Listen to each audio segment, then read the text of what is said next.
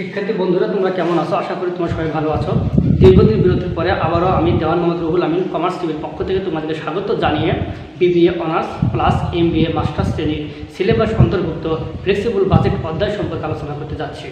আশা করি তোমরা সবাই মনোযোগী হবে। উচ্চ স্তরের সাথে সঙ্গতি রেখে যে বাজেটকে পরিবর্তন করা যায় তাকে বলা হয় হলো ফ্লেক্সিবল বাজেট বা নমনীয় বাজেট। একটি প্রতিষ্ঠান 50% উৎপাদন করলে 1000 ইউনিট, 70% সে করে হলো 1200 ইউনিট, 80% সে করে হলো 1500 ইউনিট। এটা হলো একটা প্রতিষ্ঠানের পার্সেন্টেজ হারে উৎপাদন এবং তার হলো প্রোডাকশন ইউনিট। তাহলে আমি যদি বলি যে যা উৎপাদন হয় 1000, 1200 এবং 1500, এটা আমরা 50%, 70%, 80% না ধরে আমি যদি বলি ছিল, এটা যখন আমাকে করতে হবে বা আমরা যখন করব প্রদত্ত প্রতিষ্ঠানে আমাকে বা অঙ্কে রিকোয়ার্ড অনুযায়ী, তাহলে আমাদের কিন্তু এই পার্সেন্ট অনুযায়ী করতে হবে। তাহলে এই পার্সেন্ট 40, 55 এবং 65 যখন আমি করতে যাব, তাহলে মূল ভিত্তি কি আমার 50%, 70% এবং 80%। তাহলে এটা হলো মূল ভিত্তি, এর আলোকে কিন্তু আমি এটা করতে পারবো। সেজন্য বলা হচ্ছে যে কার্যস্তরের সাথে সঙ্গতি রেখে যে বাজেটকে পরিবর্তন করা যাবে, এই 50% হলো আমার কি মূল ভিত্তি, তার সঙ্গে সঙ্গতি রেখে আমি 40% করতে পারবো, 55% করতে পারবো এবং 65% করতে পারবো। আমরা কার্যস্তরের বা উৎপাদনের পরিমাপে উৎপাদন যা হয় সে উৎপাদন ইউনিটের সাথে পরিবর্তন করে তার সাথে সঙ্গতি রেখে যে বাজেট আমরা তৈরি করতে পারবো সেটা হলো কি ফ্লেক্সিবল বাজেট বা নমনীয় বাজেট। তাহলে শিক্ষার্থী বন্ধুরা আরেকটা লক্ষ্য করবে, কস্ট বিহেভিয়ার অর্থাৎ ব্যয় আচরণ। ব্যয় আচরণটা কি? ব্যয় আচরণে লক্ষ্য করবে প্রোডাকশন কোয়ান্টিটি অর্থাৎ উৎপাদনের পরিমাণ, এবং লক্ষ্য করবে এখানে প্রোডাকশন কস্ট উৎপাদন ব্যয়, অর্থাৎ উৎপাদনের পরিমাণ এবং হলো উৎপাদনের ব্যয়, এই দুটার সাথে সম্পর্ক হলো আমাদের কস্ট ভ্যারিয়েবল বা ব্যয় আচরণ। এর উপর ভিত্তি করে আমাদের ব্যয় আচরণটা আসে। তাহলে ব্যয় আচরণটা কি বা কয়ভাবে বিভক্ত? তাহলে আমি বলে দিচ্ছি, ব্যয় আচরণটা আমরা 3 ভাবে বিভক্ত। অর্থাৎ বাজেট অঙ্কটা করতে যাব তখন কিন্তু আমাদেরকে variable cost, semi variable cost এবং ফিক্সড কস্ট, এই 3টা ব্যয় কিন্তু আমাদের ওখানে প্রশ্ন আলোকে দেখাতে হবে, দেখে তারপর অঙ্কটা আমাদের সমাধানটা করতে হবে। তাহলে শিক্ষার্থী বন্ধুরা, তাহলে ভেরিয়েবল কস্টটা কি? ভেরিয়েবল কস্টটা হলো যে উৎপাদন এককের সাথে যে কস্ট পরিবর্তনশীল, উৎপাদন এককের সাথে যে কস্ট বা ব্যয় পরিবর্তন ঘটে সেটা হলো কি ভেরিয়েবল কস্ট। যেমন আমি যদি 1000 ইউনিট উৎপাদন করি তাহলে তার পিছনে যদি 10,000 টাকা খরচ হয়, তাহলে আমি যদি 2000 উৎপাদন করি তাহলে 10,000 খরচ কিন্তু তাতে বেশি হবে। এই যে উৎপাদন ইউনিটের সঙ্গে যে ব্যয় পরিবর্তন, এটা হলো পরিবর্তনশীল ব্যয়। আচ্ছা, তারপরে হলো সেমি ভেরিয়েবল কস্ট অর্থাৎ আধা পরিবর্তনশীল ব্যয়। আধা পরিবর্তনশীল ব্যয়টা হলো যে তার অবস্থান কিন্তু হলো ভেরিয়েবল এবং ফিক্সড এর মাঝামাঝি স্থানে আধা পরিবর্তনশীল ব্যয়। তার কিছু অংশ ভেরিয়েবল হতে পারে, আবার কিছু অংশ ফিক্সড হতে পারে, যেমন আমরা ধরে থাকি বিদ্যুৎ বিল, এইগুলো। আচ্ছা, তারপর লেখা আছে ফিক্সড কস্ট, স্থির ব্যয়। উৎপাদন ইউনিট যাই হোক না কেন, 1000 হোক, 2000 হোক, 3000 হোক, কিন্তু তার কস্ট কিন্তু একই হবে। 10,000 ইউনিট উৎপাদন করলে যদি 1000 খরচ পড়ে, তাহলে 20,000-এর জন্য কিন্তু 1000 খরচ পড়বে। এটা হলো কি ফিক্সড কস্ট, যে ব্যয়ে কোনো পরিবর্তন ঘটে না, বা যে ব্যয় উৎপাদন ইউনিটের সঙ্গে উৎপাদন ইউনিট পরিবর্তন ঘটলে যে ব্যয়ের পরিবর্তন ঘটে না সেটা হলো কি ফিক্সড কস্ট। তো শিক্ষার্থী বন্ধুরা, তোমরা আরও ভালোভাবে থিওরিটা দেখে নিবে। আমি জাস্ট অঙ্ক করার পূর্বে সাধারণ একটু ধারণা দিলাম। এখন আমরা একটা অঙ্কে যাব। ভিডিও বাম পাশে অঙ্কটা সেট করা হয়েছে, তোমরা লক্ষ্য করে সেখানে পেয়ে যাবে। আমি অঙ্কটা পড়ে দিচ্ছি।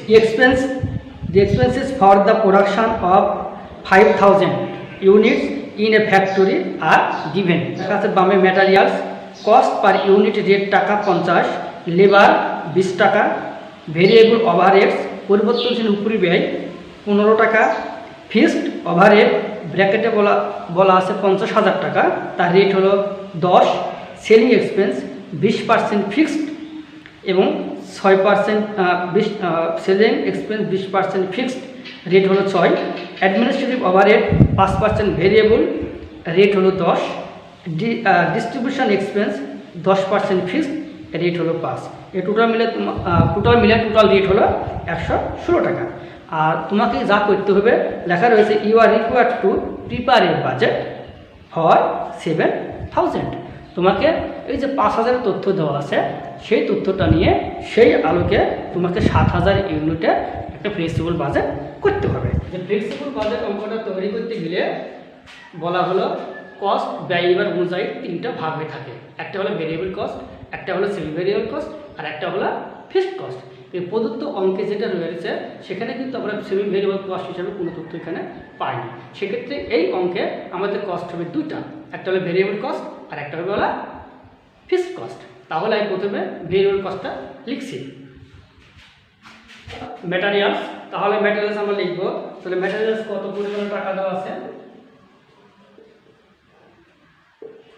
50 টাকা। তাহলে 50 টাকা এখানে আমরা দিয়ে দিব।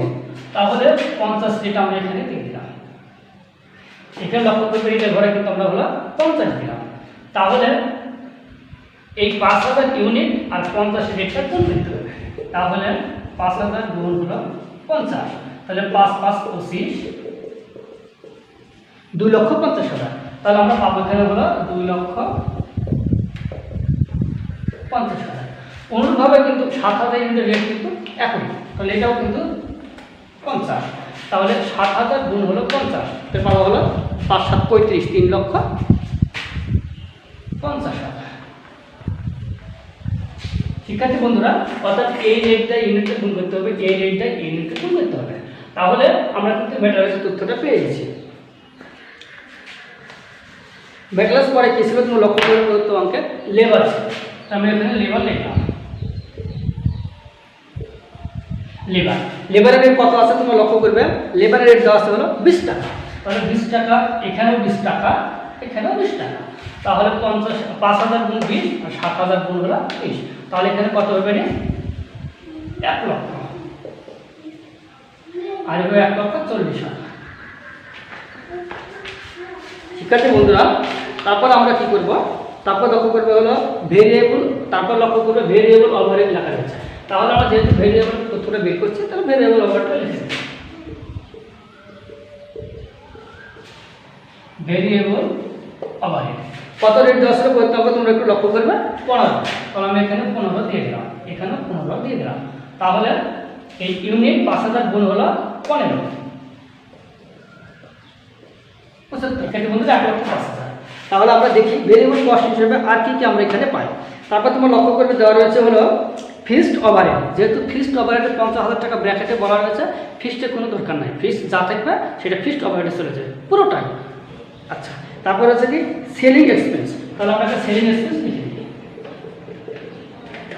সেলিং এক্সপেন্স লক্ষ্য করবে সেলিং এক্সপেন্সে কি বলা রয়েছে, সেলিং এক্সপেন্সে বলা রয়েছে হলো রেট আছে হলো 6 টাকা, তাহলে রেট হলো 6 টাকা। আর ব্র্যাকেটে বলা আছে হলো 20% ফিক্সড। তাহলে ব্র্যাকেটে বলা আছে 20% ফিক্সড, তাহলে রেট হলো 6, তাহলে গুণ হলো 20%, এটা একটা। আর যদি 100 থেকে 20 চলে থাকে হলো 80% এটা। তো শিক্ষার্থী বন্ধুরা, আমরা এখন বেশি টিপে নিই, যেহেতু বলা আছে 20% হলো কি 6 গুণ 20%, তাহলে 1 টাকা 2 পয়সা, এটা কিন্তু হলো ফিক্সড। তাহলে এটা কিন্তু আমাদের ফিক্সড ঘরে চলে যাবে, যেটা প্রথমত বলা ছিল। আর তাহলে 100 ভিতরে 20% থাকে 80, এই 80% কিন্তু 6টা হলো আবার কাটতে হবে। যদি আমরা কাটি তাহলে কত পাই, এখানে 6 গুণ 80% পাবো হলো 4 টাকা 80 পয়সা। তাহলে 4 টাকা 80 পয়সা, এটা হবে কিন্তু ভেরিয়েবল। তাহলে যেহেতু আমরা ওটা ভেরিয়েবল করছি, তাহলে এখানে আমরা হলো এভাবে লিখতে পারি 6 গুণ 80%।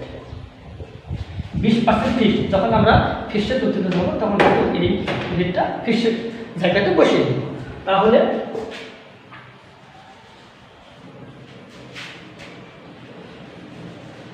ভেরিয়েবল কস্ট হিসেবে আবার আমরা পাইলাম কত, 4 টাকা 80 পয়সা। তাহলে 4 টাকা 80 পয়সা আমরা লিখে দিই, 4 টাকা 80, এটা কিন্তু সেম। তাহলে 4 টাকা 80 পয়সা গুণ হলো 7,000, আসবে হলো 33,600। তারপর আমরা দেখি লেখা রয়েছে হলো অ্যাডমিনিস্ট্রেটিভ ওভারহেড, মানে প্রশাসনিক উপরিব্যয়। তাহলে অ্যাডমিনিস্ট্রেটিভ ওভারহেড কি বলা রয়েছে অঙ্কে তোমরা লক্ষ্য করবে বলা আছে 10 টাকা রেট দেওয়া আছে 5% ভেরিয়েবল, তাহলে আমরা ভেরিয়েবল ভাগ করছি, তাহলে 10 গুণ 5%, তাহলে আমরা করে নিই 10 গুণ 5%, তাহলে 50 পয়সা, তাহলে এখানে 0.50 এখানে 0.50 50 পয়সা, তো 50 পয়সা গুণ হলো 5000, তাহলে কত পাই 2500। অনুরূপভাবে আবারও একই রেট 50 পয়সা গুণ হলো 7000, তাহলে পাই 3500। ঠিক আছে বন্ধুরা, তোমরা লক্ষ্য করো।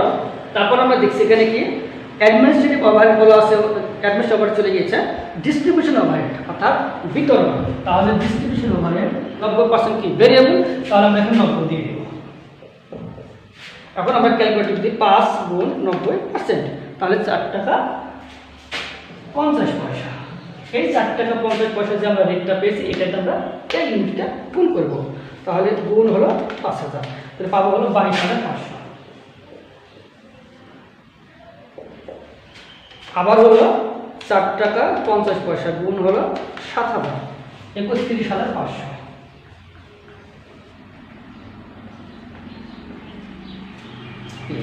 তো শিক্ষার্থী বন্ধুরা পরে দেখবে আমাদের কিন্তু নাই, একবারে ভেরিয়েবল এক্সপেন্স তথ্যগুলো হয়ে গেছে, তাহলে আমরা কি করবো এগুলো যোগ হবে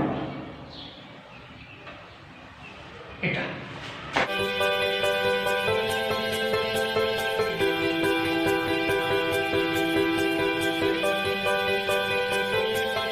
এটা যেটা হবে সেটা আমরা লিখবো হলো টোটাল ভেরিয়েবল কস্ট বলা আছে, একটা হলো ফিক্সড ওভারহেড 50,000 টাকা বলা রয়েছে, তাহলে আমরা এখানে লিখবো হলো ফিক্সড ওভারহেড কত টাকা বলা ছিল 50,000। তাহলে একটা মজার বিষয় হলো ইউনিট যেটা হোক না কেন ফিক্স সবসময় ফিক্স থাকবে, টাকাটা সবার সমান হবে, তাহলে 5000 ইউনিটের জন্য 50,000 টাকা, 7000 ইউনিটের জন্য কিন্তু 50,000 টাকা। ফিক্সড কস্টের রেট ছিল এটা, কিন্তু এটা না, ফিক্সড কস্টের রেট কিন্তু 10 টাকা, তাহলে এই 10 টাকা রেট, এই 10 টাকাতে যদি আমরা ইউনিটকে গুণ করি তাহলে কিন্তু 50,000 টাকা হয়ে যাবে। কিন্তু একটা লক্ষ্য করবে যে আমরা কিন্তু ভেরিয়েবল কস্টে এখানে যে রেটটা দিয়েছি ইউনিট পরিবর্তন হয়েছে, কিন্তু আমরা সেখানে একই রেটটা দিয়েছি, কিন্তু যেহেতু ফিক্সড কস্টের উৎপাদন ইউনিট কম হোক বা বেশি হোক সবসময় টাকার পরিমাণ সেম থাকবে, রেট পরিবর্তন হতে পারে, তাহলে কিন্তু আমরা টাকা একই হবে, এখানে 50,000 হবে এখানে 50,000 হবে, রেটটা এটা ঠিক আছে 5000-এ 10 টাকা 5000 ইউনিটের, কিন্তু এখানে কিন্তু 10 টাকা হবে না, এখানে 10 টাকা যদি হইতো তাহলে কিন্তু এখানে গুণ করলে আমার কত হতো 70,000 টাকা, সেটা কিন্তু হবে না, টাকা দাম এখানে কত 50,000, তাহলে আমরা কি করব এটা আমরা রেটটা বসাতে পারি, তাহলে 50,000 ভাগ হলো 7,000 ইউনিট, তাহলে পাবো হলো 7 টাকা 14 পয়সা, তাহলে এখানে আমরা লিখব কি হলো 7 টাকা 14 পয়সা। এটা কিন্তু অত্যন্ত গুরুত্বপূর্ণ বিষয়, টাকা পরিবর্তন হবে না। তারপর আমরা কি পাবো এখানে লক্ষ্য করবে এই এখান থেকে তো আমরা কি পাবো ফিক্সড কস্টগুলো পাবো, কারণ ওই যে রেট থেকে আমরা এখানে ভেরিয়েবলগুলো আলাদা করে নিয়েছি, আমরা ফিক্সডগুলো অবশিষ্ট হয়েছে, তাহলে আমরা লক্ষ্য করি এখানে এগুলো লিখে দেবো, তাহলে সেলিং এক্সপেন্স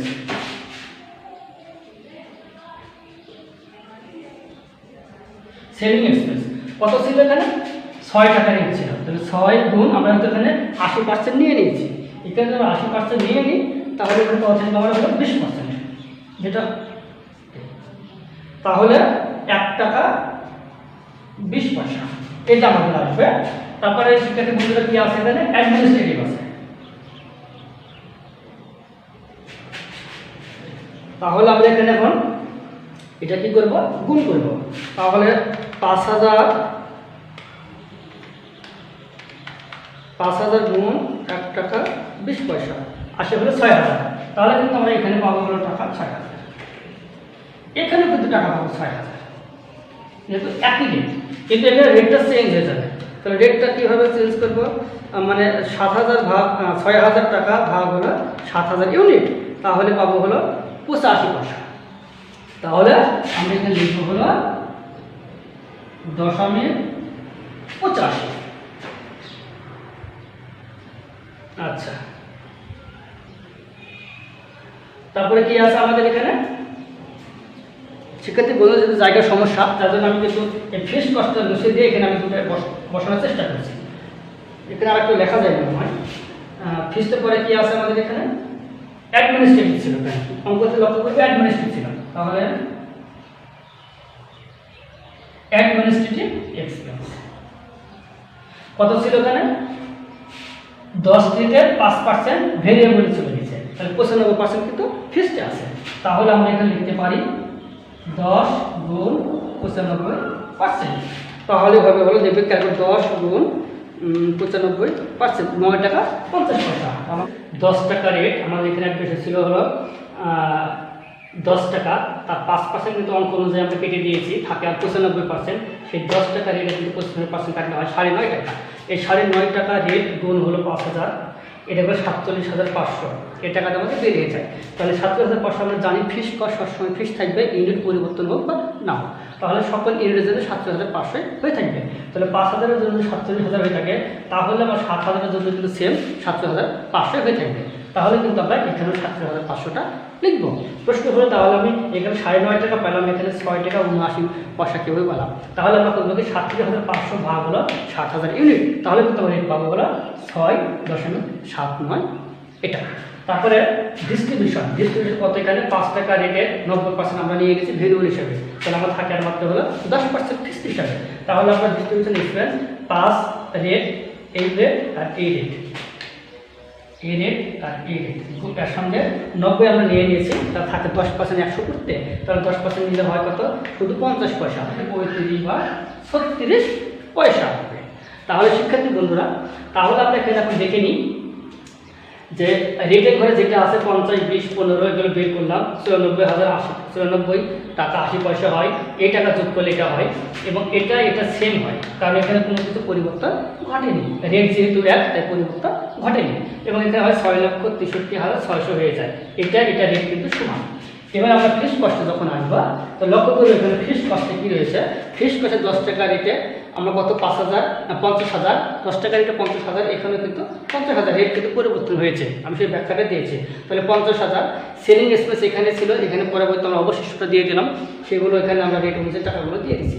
দিয়ে আমরা কিন্তু এরও রেট কিন্তু যোগ করছি। তাহলে এর রেট যোগ করলে 5,000 ইউনিটে কত হয়? 116 টাকা। এটা প্রদত্ত অঙ্ক কিন্তু 116 টাকা রেটে দেওয়া হয়েছে, এটা কিন্তু আমাদের নিতে হবে আবার কিন্তু 116 টাকা রেট। তারপর আমরা এই টাকাটা এখানে দিয়ে দিলাম, এখানে আসলে 1,06,000 টাকা।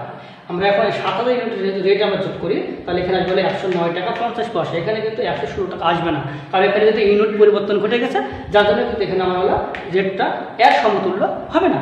তারপরে আমরা হলো ইউনিট এখানে টাকা, এটা আমরা সব যোগ করলে আসবে হলো 6,63,600। আর আমরা যদি ফিক্সডটা যোগ করি তাহলে আসবে হলো 1,06,600। তাহলে শিক্ষার্থী বন্ধুরা, ভেরিয়েবল কস্ট আমরা যোগফল পেলাম এই লাইন সব, এবং ফিক্সড কস্ট টোটাল যোগফল পেলাম হলো এই লাইনে সব। একটা জিনিস এখানে মনে রাখার বিষয়, অঙ্ক হয়েছে কিনা সে প্রমাণটা তুমি বুঝতে পারবে, যে অঙ্কে যে ইউনিটটা দেওয়া থাকবে সেই ইউনিট কিন্তু অবশ্যই রেট টাকা মিলতে হবে। এখানে কিন্তু অঙ্কে দেওয়া ছিল 116 টাকা, আমার কিন্তু ওই 5,000 ইউনিটের যেন এখানে কিন্তু 116 টাকা হয়ে গেছে। এখানে কোনো ক্রমে যদি কোনো রেট যদি আমার টাকাটা না মিলে, তো মনে করতে হবে যে কোথাও অঙ্ক যেন আমার ভুল হয়েছে। এটা একটা সাধারণ টেকনিক। আর দ্বিতীয়ত হলো কি, যেহেতু 5,000 ইউনিট তথ্যগুলো দেওয়া রয়েছে, 5,000 ইউনিটের অঙ্ক সমাধান না করে সরাসরি কিন্তু আমি 7,000 ইউনিটে কাজ করতে পারি, যেহেতু 5,000 তথ্য দেওয়া রয়েছে। কিন্তু বিষয়টা হলো এই যে 5,000 ইউনিটটা 7,000-এর পাশে যখন থাকবে, তখন তোমার অঙ্ক করতে সুবিধা হবে, বুঝতে সুবিধা হবে, ক্যালকুলেশন করতে সুবিধা হবে, যার জন্য কিন্তু আমি 5,000 ইউনিট তথ্যগুলো সাইডে বসেছি। এবং তোমরা কিন্তু সেটা অবশ্যই এভাবেই করবে, তাহলে তোমাদের ক্যালকুলেশন বুঝতে অত্যন্ত সুবিধা হবে। এখন অঙ্ক কিন্তু শিক্ষার্থী বন্ধুরা শেষ হয়ে গেছে। এখন আমরা কী করবো, যেহেতু বোর্ডে জায়গা নেই আমি একটু বলে দিই। তাহলে এখানে আমরা কী পাইলাম? এ দুটো পাইলাম হলো আমরা এটা এবং এটা, আর বি এর দুটো পাইলাম হলো আমরা 106, 1,06,000 এবং 1,06,000। এগুলো যোগ করতে হবে। সবার যেহেতু খাতা এখানে পাতার জায়গা নেই, সবার নিচে যে তোমরা যোগ করবে এভাবে লিখবে যে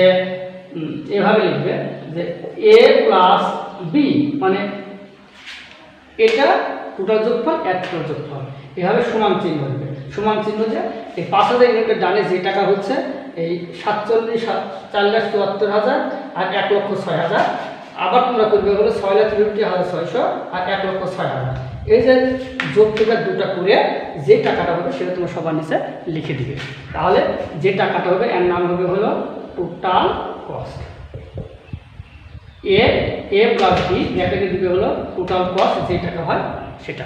অসংখ্য ধন্যবাদ জানিয়ে আজকের মতো ক্লাসটা এখানে শেষ করছি। আর তোমাদের কোনো সমস্যা হলে, বুঝতে সমস্যা হলে অবশ্যই আমাদের ইউটিউব চ্যানেল কমার্স টিভি গুগলে এবং ইউটিউবে সার্চ দিলে পেয়ে যাবে। সেখানে কিন্তু অবশ্যই কমেন্ট করবে কি সমস্যা, তাহলে আমি সঙ্গে সঙ্গে সেখানে রিপ্লাই দেবো। কেমন? সবাইকে দেখা হবে পরবর্তী ক্লাসে। সবাইকে অসংখ্য ধন্যবাদ।